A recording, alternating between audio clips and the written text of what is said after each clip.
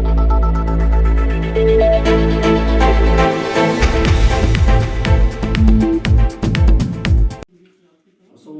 hormatly tuğanlar. Buyursa mineke.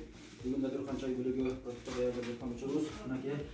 Bunun içinde kapusta, 1 kilogram şeker, 1 kilogram grençka, 1 kilogram gürüç, bir paçka tuz, bir paçka çay. Aşağıda da mineke yaşlılarla mineke halva, mineke bir paçka. Böyle 2 litre may. Böyle 10 kilogram kartoşka, 10 kilogram un, 5 kilogram makaron, 3 kilogram piyaz, 2 kilogram servis.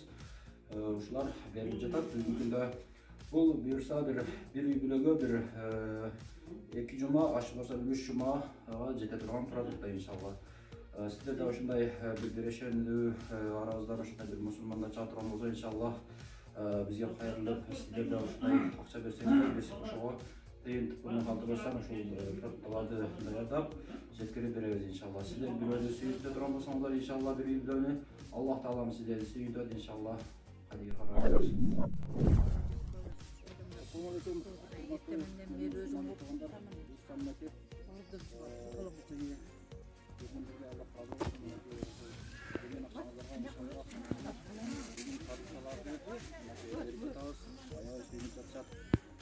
Dağın ушундай bir берешен инсандар аралыгынан чыккан иншалла бизге кайрылыңыздар. Берген акчаңыздарды иншалла тыйынтыктардан бери ушул жакшынакай продукт кылып, жиналган билгилерге жеткириштерге ошол монтаж кылып беребиз.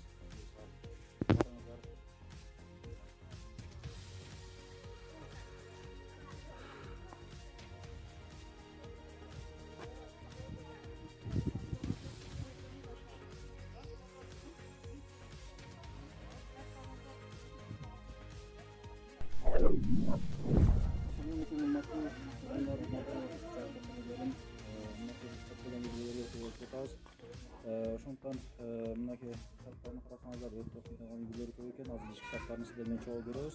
Биз менен билип туруңуздар.